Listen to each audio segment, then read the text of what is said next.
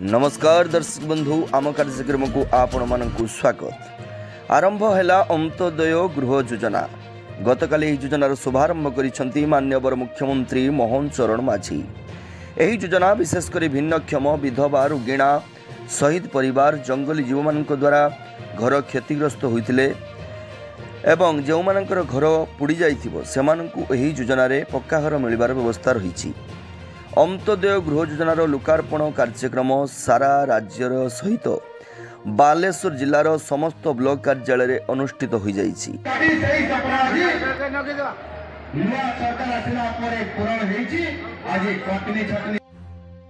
तेबे बाहानगा ब्लॉक तरफ होउतिबा एही कार्यक्रम रे आमे भेटितिलु भद्रक लोकसभा सांसदक प्रतिनिधि को। कार्यक्रम एक अभिनव प्रयास। राज्य सरकार चाहती समस्त गरीब दुरारोग्य पीड़ित कौन जीवन द्वारा घर नष्ट होता शहीद परिवार विधवा और हैंडिकैप्ट मानक किभली सरल उपाय गृह जोगाई जापर से अभिनव प्रयास आरंभ कर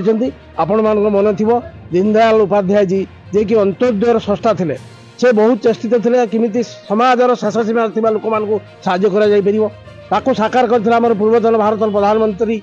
जे कि भारत रत्न अटल बिहारी वाजपेयी जे कि रेशन कार्ड देते अंत्योदय रेशन कार्ड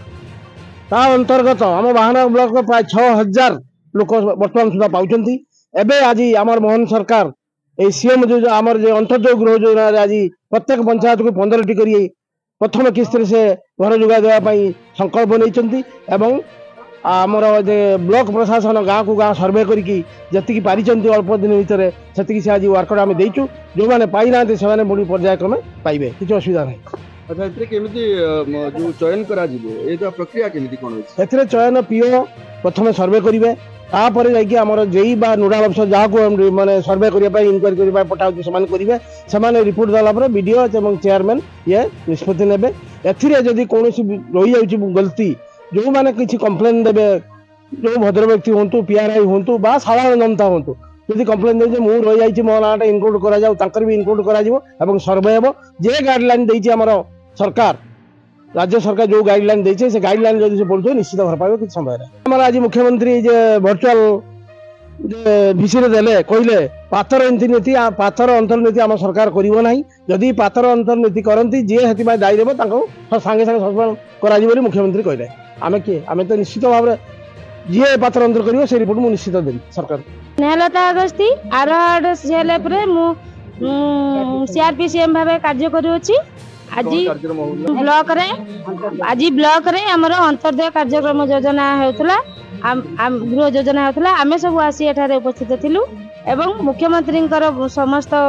कार्यक्रम विषय रे हमको बुझाइले आमे भी मध्य सुनिले तेणु आमे यहाँ को शुणिकी आमे भी मध्य कार्यकारी केमिति हम ताकू कार्य रे मध्य लगाइबा। तेणु ग्राम रे बहुत लोक जानी नांती मूर्ख लोक अछंती सेमानक पाखकु जिबा एवं सेमानक पाखरे सब कथा बुझाई कही सेमानकु ठीक एरे काम रे कार्य रे लगाइबा।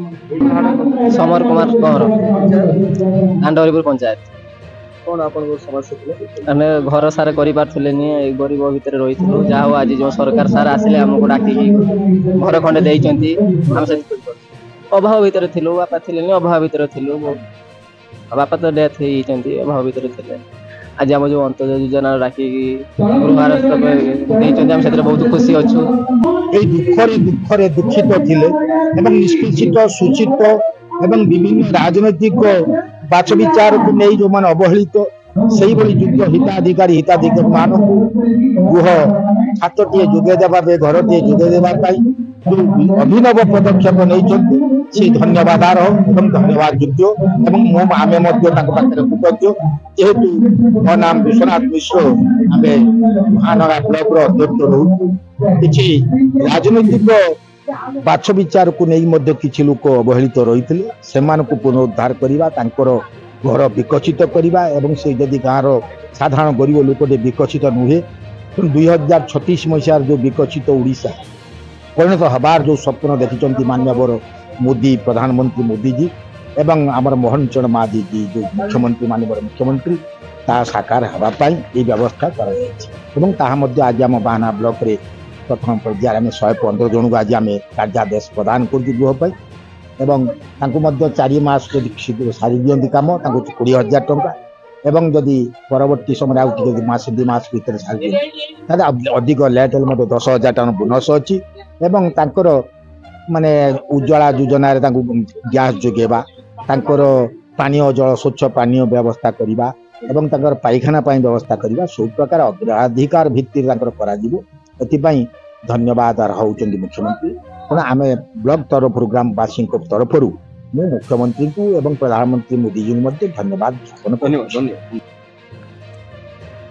ରାଜ୍ୟ ସରକାରଙ୍କର ଏହି ଅନ୍ତୋଦୟ ଗୃହ ଯୋଜନା ସତରେ କ'ଣ ଗରିବ ମୁହଁରେ ହସ ଫୁଟାଇବାରେ ସହାୟକ ହୋଇପାରିବ